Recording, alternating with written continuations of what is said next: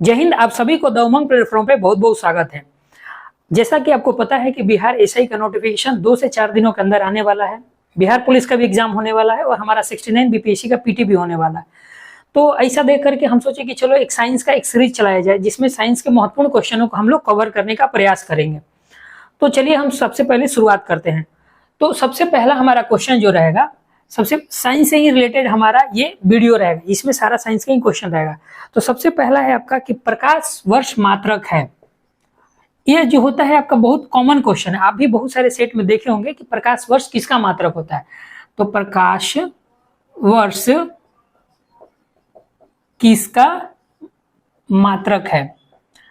प्रकाश वर्ष किसका, आपका ऑप्शन में आपका प्रकाश भी रहेगा, दूरी भी रहेगा, बहुत रहेगा। तो प्रकाश वर्ष जो होता है यह दूरी का मात्रक होता है।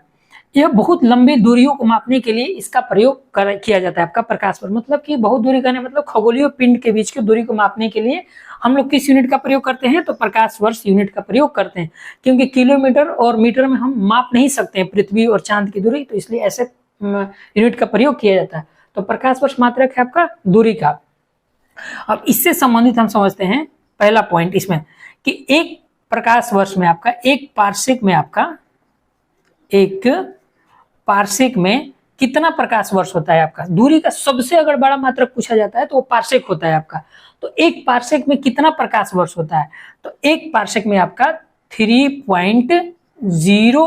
तो आपका एक पार्सेक में कितना प्रकाश वर्ष होता है? तो एक पार्सेक में आपका होता है आपका 3.26 प्रकाश वर्ष, 26 प्रकाश वर्ष होता है आपका। ठीक है, तो ये इसको फिर मीटर में भी मापा जाता है। तो मीटर में होता है आपका एक प्रकाश वर्ष में 3.08 10 के पावर 16 मीटर होता है। ठीक, फिर अब आपका एक और दूसरा पॉइंट आता है आपका, ये तीनों पॉइंट आपका इंपॉर्टेंट होगा। एक प्रकाश वर्ष में, एक प्रकाश वर्ष मतलब उसको हम लोग लाइट ईयर भी बोल सकते हैं। लाइट ईयर, एक प्रकाश वर्ष में कितना मीटर होता है आपका? ये जो यूनिट है आपका एक प्रकाश वर्ष में आपका होता है 9.46 10 के पावर 15 मीटर। अगर इसी को किलोमीटर में कन्वर्ट करेंगे तो ये आपका 3 जीरो कम हो जाएगा, तो हो जाएगा आपका 9.46 10 टू द पावर 12 किलोमीटर। ठीक है, तो ये आपका हमेशा इस टॉपिक से आपका एग्जाम में क्वेश्चन पूछता है। तो देखिए आदमी कंफ्यूज कहाँ करता है, यहाँ पे 10 के पावर 15 और 10 के पावर यहाँ 16 है और 15 में। तो सबसे बड़ा जो मात्रक होता है दूरी का वो पार्सेक होता है। तो एक पार्सेक में यहाँ पे 16 वाला सबसे बड़ा का डालेंगे, बड़ा वाला, और एक पार्सेक वाला यहाँ पे 15 हो जाएगा आपका। ठीक है, तो यही पार्सेक और प्रकाश वर्ष था। अब नेक्स्ट क्वेश्चन हम चलते हैं। नेक्स्ट क्वेश्चन है आपका कि त्वरण का एसआई मात्रक क्या होता है? आपका त्वरण का एसआई मात्रक क्या होता है? एसआई मात्रक जो होता है एक स्टैंडर्ड यूनिट होता है जिसको पूरा ऑल ओवर वर्ल्ड के द्वारा इसको मान्यता दिया जाता है। जैसे कि हम लोग अपने गाँव में फुट, पाउंड, कुछ इस तरह का नॉर्मल चीजें प्रयोग करते हैं, तो इसको फॉरेन लेवल पे इंटरनेशनल बैठक में लोग नहीं समझ पाएंगे, इसलिए एसआई यूनिट का आविष्कार किया गया, माने इस पे मंथन किया गया। तो सबसे पहले समझते हैं कि त्वरण किसे कहते हैं। तो त्वरण जो होता है आपका जो चाल होता है, चाल के बीच के अंतर को हम लोग त्वरण बोलते हैं। यानी कि अगर मान लीजिए कि एक कोई वस्तु है, उसका जो चाल है आपका स्टार्टिंग में 5 मीटर प्रति सेकेंड, लेकिन कुछ सेकंड के बाद 10 या 20 सेकंड के बाद, मान लीजिए कि यहाँ पे 10 सेकंड के बाद इसका जो चाल हो जाता है आपका 15 मीटर प्रति सेकंड, मतलब ये इसका बढ़ रहा है ना स्पीड, तो इसके बीच में कितना बड़ा, इसी को जो बढ़ रहा है इसको हम लोग क्या बोलेंगे? त्वरण बोलते हैं। ठीक है, तो त्वरण का सबसे पहले निकालने का एक फॉर्मूला भी होता है आपका कि अंतिम वेग माइनस प्रारंभिक वेग। ठीक है, और बटा में जो होता है समय का जो डिफरेंस होता है उसको सेकंड यहाँ पे लिख देते हैं आपका सेकंड। इन दोनों को निकालेंगे तो हमारा त्वरण निकल जाएगा। तो खैर ये तो आपका निकालने का तरीका होगा, लेकिन एक शब्दों में त्वरण का ऐसा ही मात्रक जो होता है आपका मीटर प्रति सेकंड स्क्वायर होता है। जब एग्जाम में आता है तो हम लोग जल्दीबाजी में मीटर प्रति सेकंड मार करके भी निकल जाते हैं, लेकिन इसका होता है आपका मीटर प्रति सेकंड स्क्वायर। थर्ड हमारा क्वेश्चन है आपका, थर्ड क्वेश्चन है कि ध्वनि जो होता है आपका, ध्वनि क्या है, कौन सा तरंग है आपका? ध्वनि तरंग है। देखिए तरंग जो होता है सबसे पहले 2 तरह के होते हैं, एक अनुदैर्ध्य तरंग और एक अनुप्रस्थ तरंग। तो ध्वनि जो है आपका अनुदैर्ध्य तरंग है। हम लोग आगे पढ़ेंगे डिटेल में अनुप्रस्थ तरंग और अनुदैर्ध्य तरंग में क्या डिफरेंस होता है। अभी के लिए यही है कि एक शब्द में अगर पूछेगा तो ध्वनि क्या है आपका, अनुदैर्ध्य तरंग है आपका, ठीक है, ध्वनि अनुदैर्ध्य तरंग है। और प्रकाश जो हो जाएगा, इसी से यहीं पर देख लेते हैं, तो प्रकाश जो हो जाएगा आपका वो अनुप्रस्थ तरंग हो जाता है आपका, अनुप्रस्थ तरंग हो जाता है, ठीक है। तो ध्वनि अनुदैर्ध्य तरंग और प्रकाश अनुप्रस्थ तरंग, ठीक है। इसको फिर मिटा करके नेक्स्ट क्वेश्चन हम लिखते हैं। चलते हैं फोर्थ क्वेश्चन। फोर्थ क्वेश्चन है हमारा कि बल जो होता है आपका, बल का यूनिट या बल का क्या परिभाषा होता है। आपका लिखा रहेगा बल बराबर क्वेश्चन, ऐसे दे देगा और ऑप्शन में आपका 2-3 पॉइंट दिया रहेगा। तो आप बचपन में भी पढ़े होंगे, 9th-10th स्टैंडर्ड में पढ़ोगे, एफ बराबर क्या होता है, एम ए, तुरंत उस समय याद रखिएगा, एफ बराबर में एम ए।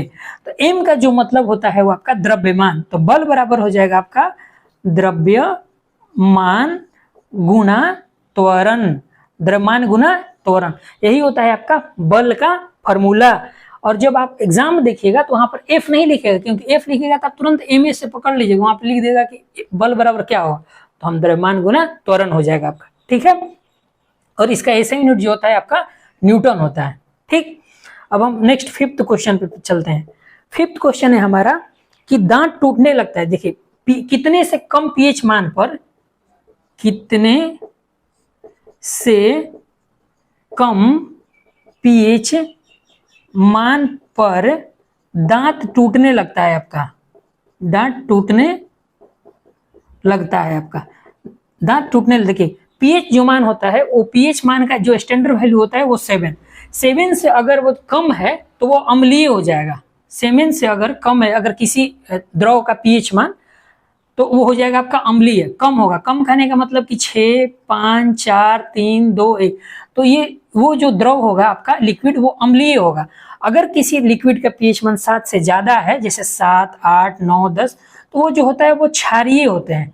वो क्या होंगे आपका, क्षारीय। सबसे पहला तो ये आप समझ गए। फिर आप समझते हैं कितने से कम होने पर, तो 5.5 से लगभग कम होने पर हमारा दांत टूटने लगता है, ठीक है। ऑप्शन में आपको रहेगा, ये लगभग में कहीं कहीं 5.4 भी आपको मिलेगा, ठीक है। तो कितने से कम पीएच मान पर दांत टूटने लगते हैं, तो 5.5। और किसी भी लिक्विड का पीएच मान का स्टैंडर्ड वैल्यू होता है आपका 7, मतलब कि शुद्ध जल का जो पीएच मान होता है वो आपका कितना होता है, 7। अगर 7 से कम होगा किसी भी लिक्विड का पीएच मान तो वो अम्लीय होगा, और 7 से ज्यादा होगा पीएच मान तो वो क्या होगा आपका, क्षारीय होगा। क्षारीय कहने का मतलब कि वो कड़वाहट होगा, और अम्लीय कहने का मतलब वो खट्टा होगा। नेक्स्ट क्वेश्चन चलते हैं हम लोग, 6 नंबर। पेरिस्कोप का क्या प्रयोग होता है। पेरिस्कोप उपयोग किया जाता है आपका, पेरिस्कोप जो होता है आपका, पेरिस्कोप का प्रयोग पनडुब्बियों में किया जाता है। पनडुब्बियों में आगे देखने के लिए, जल से बाहर देखने के लिए, तो डायरेक्ट लिखा रहेगा पेरिस्कोप का प्रयोग किया जाता है। ऑप्शन रहेगा हवाई जहाज, रेलगाड़ी, पनडुब्बी, तो इसका आंसर हो जाएगा आपका पनडुब्बी। क्या हो जाएगा आपका, पनडुब्बी, ठीक है। पेरिस्कोप का प्रयोग कहाँ करते हैं, पनडुब्बी में, बाहर देखने के लिए प्रयोग करते हैं। नेक्स्ट हमारा क्वेश्चन है आपका कि रक्त का पीएच मान कितना होता है आपका, किसका, रक्त का पीएच मान क्या होता है, रक्त का पीएच मान क्या होता है। यहाँ पे ऑप्शन लिखते हैं, लेकिन ऑप्शन लिखेंगे तो हमारा वीडियो बहुत लंबा हो जाएगा, इसलिए हम लोग सिर्फ पॉइंट टू पॉइंट बात करते हैं, ठीक है। तो रक्त का जो पीएच मान होता है वो आपका 7.4, ये बहुत सारे एग्जामों में आपको मिलेगा, ठीक है। पीएच मान का ये क्वेश्चन एक बार फिर जाएगा, फिर एक बार देख लेते हैं। तो किसी भी लिक्विड जो होता है नॉर्मल स्टैंडर्ड पीएच मान वो 7 होता है। 7 मतलब उदासीन, ना वो अम्लीय है, ना ही वो क्षारीय, ना ही वो खट्टा है, ना ही वो तीखा है। 7 से कम होगा उसको अम्लीय बोलेंगे, 7 से जिसका पीएच मान ज्यादा होगा वो क्षारीय। तो अब देखिए यहाँ पर रक्त का पीएच मान कितना है, 7.4। 7.4 कहने का मतलब कि रक्त आपका अम्लीय हुआ कि क्षारीय, तो हम यहाँ पे पहले ही पढ़ चुके हैं 7 से अधिक होने वाला क्षारीय, तो रक्त जो हो जाएगा वो हमारा क्षारीय हो जाएगा, ठीक है। नेक्स्ट हम देखते हैं, next 8 number question. 8 number question है आपका कि ओम का नियम का संबंध किससे है आपका, ओम का नियम, ओम का नियम आप पढ़े होंगे, इसको OHM भी लिखते हैं, और हिंदी में आपका ओम का नियम, ओम का नियम किससे संबंधित है। तो देखिए ओम का जो नियम है आपका वो प्रतिरोध से संबंधित है। प्रतिरोध कहने का मतलब कि एक प्रतिरोध जो होता है वो करंट को ब्रेक लगाता है, ठीक है, तो वही प्रतिरोध।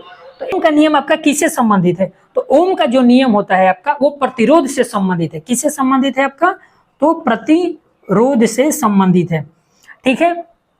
ओम का अगर देखेंगे आपका ओम का नियम निकालने के लिए, जैसे मान लीजिए कि ये एक तार होता है, तो यहाँ पे एक रेजिस्टेंस लगा दिया, रेजिस्टेंस मतलब यहाँ पे प्रतिरोध जो विद्युत को ब्रेक लगाएगा, फिर आगे कुछ है, फिर यहाँ पर भी है आपका, फिर आगे चला, फिर यहाँ पर प्रतिरोध है, यहाँ पर R1 R2 और R3 रेजिस्टेंस, प्रतिरोध का हिंदी इंग्लिश में बोलते हैं रेजिस्टेंस। तो यहाँ पे R1 R2 R3 है, तो इसका मान दे देता है निकालने के लिए। कैसे निकालें, तो ये श्रेणी क्रम में है आपका, एक समानांतर क्रम, मतलब प्रतिरोध दो क्रम में होते हैं, श्रेणी क्रम और समानांतर, वो फिर आगे पढ़ेंगे। अगर इस तरह का रहेगा तो चुपचाप इसको जोड़ दिया जाता है, R1 plus R2 plus R3, ठीक है। अभी छोड़िए उसको, अभी ओम का नियम का संबंध किससे है आपका, तो वो प्रतिरोध से संबंधित, एक शब्दों में, ठीक है। फिर हम इसको मिटाते हैं ताकि हम दूसरा क्वेश्चन लिख सकें। अब भाई आपका ये सारा जो है आपका क्वेश्चन, ये कहीं ना कहीं एग्जामों में आया हुआ है, वहीं से आपका निकाल करके हम आपका लिए नोट बनाए हैं। अब हमारा 8 नंबर क्वेश्चन हो जाएगा। नेक्स्ट क्वेश्चन हो जाएगा आइंस्टाइन। अगर हम साइंस का सेक्टर में लेंगे तो आइंस्टाइन का नाम बहुत फेमस होता है आपका, ठीक है। तो एक क्वेश्चन आया था आपका, आइंस्टाइन को कब नोबेल प्राइज दिया गया था आपका, कब नोबेल अवार्ड दिया गया था आपका, कब अवार्ड दिया गया था, आइंस्टाइन को कब नोबेल अवार्ड दिया गया था आपका, तो आइंस्टाइन को आपका 1921 ईस्वी में अवार्ड दिया गया था। ये जो आइंस्टाइन है आपका, यह पूछता है कभी कभी कि ये कहाँ के वैज्ञानिक थे, तो ये जर्मन में इनका जन्म हुआ था, जर्मनी में, और ये अमेरिका के वैज्ञानिक थे। तो इनका जो जन्म हुआ था आपका जर्मनी में हुआ था, जन्म कहाँ हुआ था आपका, तो इनका जर्मनी में हुआ था, और फिर ये जर्मनी से चले गए थे आपका यूएस से। इसलिए इनका पूछता जब भी चर्चा होता है तो जर्मन के जन्मे अमेरिकी वैज्ञानिक थे, कौन, तो आइंस्टीन थे। क्यों चले गए थे अमेरिका, क्योंकि ये जो आइंस्टीन थे ये एक यहूदी थे, और जो जर्मनी था वहां पर हिटलर का उस समय बहुत बड़ा प्रकोप था, वो यहूदियों को मार रहा था। तो इन सब सारे कारणों के कारण वो कहाँ चले गए थे, अमेरिका चले गए थे, ठीक है। और वहीं पर उन्होंने प्रकाश विद्युत प्रभाव का खोज किया। किसका खोज किया था आपका, तो प्रकाश विद्युत प्रभाव को उन्होंने खोज किया था, और इसी के खोज के लिए इनको 1921 ईस्वी में नोबेल पुरस्कार दिया गया था। तो आपका ये क्वेश्चन भी आता है, ये तो आएगा नॉर्मल में कि आइंस्टीन को कब नोबेल पुरस्कार दिया गया था, तो 1921 ईस्वी में। किसके लिए दिया गया था, तो प्रकाश विद्युत प्रभाव के लिए। जब ये एग्जाम में आपका क्वेश्चन आएगा तो वहां पर ये भी ऑप्शन रहेगा E बराबर mc² के लिए, लेकिन नहीं, E बराबर mc² के लिए नहीं दिया गया था, प्रकाश विद्युत प्रभाव के लिए दिया गया था, ठीक है। अब नेक्स्ट 9th नंबर क्वेश्चन देखते हैं। 9th नंबर क्वेश्चन है आपका कि विद्युत विभव का ऐसा ही मात्रक क्या होता है आपका, विद्युत विभव या विभवांतर, का ऐसा ही मात्रक क्या हो, तो विद्युत विभव का है, विद्युत विभवांतर, दोनों का जो ऐसा ही मात्रक होता है वो वोल्ट होता है, ठीक है। क्या होता है आपका, वोल्ट होता है। विद्युत विभव और विभवांतर का ऐसा यूनिट क्या हो जाएगा आपका, वोल्ट हो जाएगा। चलिए नेक्स्ट क्वेश्चन देखते हैं। 10th नंबर, 10th हमारा क्वेश्चन है आपका कि अक्रिय गैसों की संख्या कितनी है, ठीक है। हमारे पीरियोडिक टेबल में जो होता है वहां पे कुछ अक्रिय गैस है आपका, अक्रिय गैसों की संख्या कितनी है ऐसा पूछेगा। अक्रिय गैस कहने का मतलब कि वो किसी भी चीज से क्रिया नहीं करेंगे, मतलब उनकी जो बाह्यतम कक्षा है वो फुल है। क्रिया तभी होता है जब उनका बाह्यतम कक्षा फुल नहीं होता है, ठीक है। ये पीरियोडिक टेबल से क्वेश्चन है, पीरियोडिक टेबल जब पढ़ेंगे तो उसमें विस्तार से देखेंगे। तो एक शब्दों में अक्रिय गैसों की जो संख्या है आपका 6 है। कितनी है, 6 है। तो कौन कौन से है भैया, देखिए helium, neon, organ, krypton, xenon और रेडॉन। कौन कौन सी है आपका, तो हमारे पास 6 है आपका। कौन है, देखिए helium, neon, organ, krypton, xenon और रेडॉन। ये जो 6 है आपका, ये 6 क्या है आपका, अक्रिय गैस है आपका, ठीक है। और ये हमारे पीरियोडिक टेबल के अंतिम में पाया जाता है, आप देखिएगा तो इनको, ठीक है ना। तो ये उसमें से एक ये भी पूछ देता है आपका कि निम्नलिखित में से कौन सा अक्रिय गैस है जो आपका वो हमारे वायुमंडल में नहीं पाया जाता है। तो ये जो रेडॉन जो है ना आपका नहीं पाया जाता है हमारे वायुमंडल में। एक और पूछता है कि किसको स्ट्रेंजर गैस के नाम से जानते हैं, तो जो नेओन होता है ना इसको स्ट्रेंजर गैस के नाम से जानते हैं, स्ट्रेंजर गैस। ये पूछता है आपका एग्जाम में, ठीक है।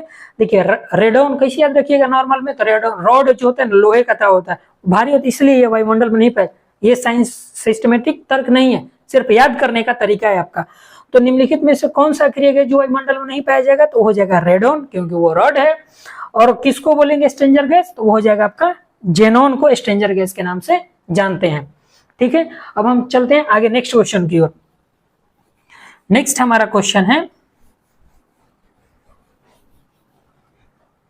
नेक्स्ट है हमारा 10th नंबर क्वेश्चन है आपका कि संवेग, संवेग किसे कहते हैं। देखिए संवेग बराबर क्या होता है, ऐसा क्वेश्चन लिखा है, संवेग बराबर डॉट डॉट करके दे देगा और पूछेगा कि 3-4 ऑप्शन दिए रहेगा। मान लीजिए ऑप्शन में लिखेगा वेग गुना समय, बी नंबर में हो जाएगा आपका द्रव्यमान गुना चाल, फिर सी नंबर में हो जाएगा आपका द्रव्यमान गुना वेग, और डी नंबर में हो जाएगा आपका घनत्व और द्रव्यमान इंटू द्रव्यमान दे दे, इस तरह से आपका दे दिया रहेगा। ठीक है, तो जो संवेग होता है आपका, संवेग का मतलब क्या होता है। देखिए संवेग अगर एक शब्दों में देखा जाएगा, साधारण शब्दों में, तो अगर आप बाइक चलाते हैं तो बाइक का द्रव्यमान और बाइक का चाल दोनों को गुना कर दीजिएगा तो आपका संवेग निकल जाएगा। आपका कितना केजी का द्रव्यमान है बाइक का और कितने की स्पीड चला रहे हैं, दोनों को मल्टीप्लाई कर दीजिए। मतलब कि एक, अगर इसको टेक्निक साइंस की भाषा में समझेंगे तो द्रव्यमान गुना वेग, आपका संवेग बराबर क्या होता है, आपका द्रव्यमान गुना वेग। आपको बोले ना आप बाइक चलाते होंगे तो बाइक का द्रव्यमान और कितने की स्पीड से आप बाइक चला रहे हैं उसका वेग, दोनों को जब गुना करिएगा तो क्या निकलेगा, संवेग निकलेगा। अब इसके यूनिट पर चलते हैं। देखिए द्रव्यमान का मतलब तो आपको पता होगा क्या होता है, ग्राम, तो हो जाएगा केजी। द्रव्यमान मतलब उसको केजी में ही मापते हैं, और वेग को मापते हैं आपका मीटर प्रति सेकेंड में, मीटर प्रति सेकेंड, यही होता है आपका द्रव्यमान का फार्मूला निकल जाएगा। ठीक है, तो ये समझ गए। अगर जब संवेग की चर्चा कर ही ली है तो देख लेते हैं एक बार हम लोग आवेग को, कि आवेग क्या होता है आपका। आवेग जो होता है आपका इंपल्स, इसको इंग्लिश बोलते हैं। तो आवेग जो होता है जब कोई बड़ा बल कहीं पर बहुत अल्प समय के लिए कार्य करता है उसको हम क्या बोलते हैं, आवेग। मतलब जब हम लोग क्रिकेट खेलते हैं तो जब उधर से बॉल आता है तो हमारे बैट पे तकरीबन कितना सेकंड का भी 50वां भाग या 100वां भाग ही टिकता है हमारे बल्ले पर, उसके बाद वो चला जाता है। तो उसी घटना को क्या बोलेंगे, आवेग। तो मतलब कि होता है आपका बल, जो आपका बॉल जो उधर से आया जिस बल से, उस बॉल और कितना देर आपके बल्ले पर टिका उस समय को गुना कर दीजिएगा तो हो जाएगा आपका, वो क्या निकलेगा, आपका आवेग। इसको टेक्निकल वर्ड में लिखेंगे तो बल का ऐसा ही मात्रक आपको पता है क्या होता है, न्यूटन, और समय को मापते हैं सेकेंड, तो न्यूटन सेकेंड, ऐसा आपका ऑप्शन में मिलेगा। आवेग बराबर क्या होगा, बल गुना समय भी दिया रहेगा, कहीं ये नहीं दिया रहेगा तो न्यूटन सेकेंड इसका मात्रक दिया रहेगा। ठीक है, अब हम चलते हैं next question 11th number. Next हमारा क्वेश्चन है आपका कि बड़ा जी का मान, जिसे कि देखिए हमारे विज्ञान में फिजिक्स में 2 जी होते हैं, एक छोटा जी और एक बड़ा जी। छोटा जी का मतलब गुरुत्वीय त्वरण होता है और बड़ा जी जो होता है आपका ये गुरुत्वाकर्षण नियतांक होता है। ठीक है, तो बड़ा जी का मात्रक, यहाँ पे ये बड़ा जी लिखे हैं, गुरुत्वाकर्षण नियतांक। ठीक है, बड़ा जी का गुरुत्वाकर्षण नियतांक, गुरुत्वाकर्षण नियतांक। आपका गुरुत्वाकर्षण नियतांक नहीं दिया रहता है, सिर्फ और सिर्फ बड़ा जी का दिया रहता है। तो बड़ा जी का मान क्या होता है और इसका यूनिट क्या होता है, दोनों पूछता है आपका।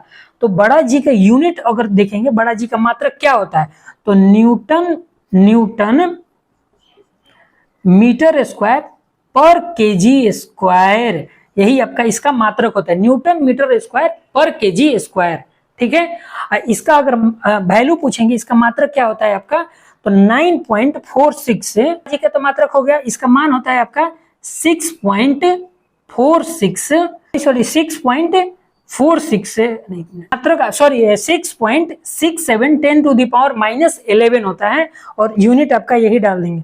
तो बड़ा जी का मान क्या होता है आपका 6.67 10 to the power -11 newton meter square पर केजी स्क्वायर, यही आपका बड़ा जी का मान होता है। ठीक है, अब हम नेक्स्ट क्वेश्चन चलते हैं।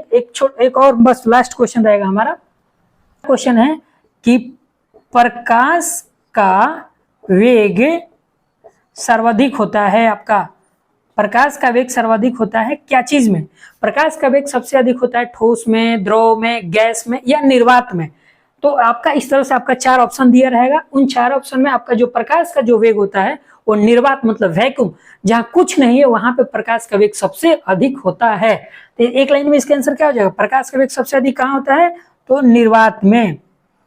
कहाँ होता है, निर्वात। निर्वात कहने का मतलब वहां कुछ नहीं है, हवा पानी कुछ नहीं है, सिर्फ और सिर्फ खाली एक जगह है आपका, जिसे आप ब्रह्मांड में बोल सकते हैं, तो वहां पे प्रकाश का वेग सबसे अधिक होता है।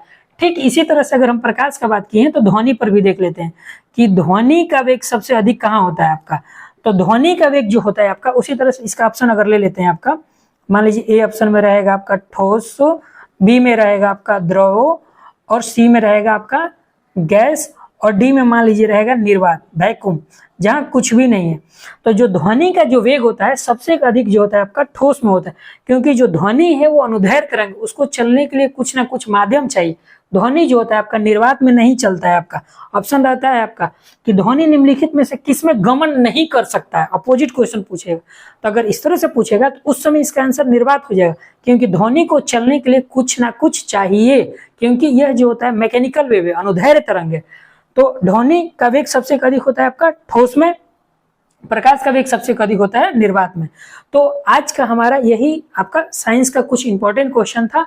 आशा करते हैं आपको अच्छा लगा हो। मिलते हैं अगले वीडियो में, तब तक के लिए जय हिंद।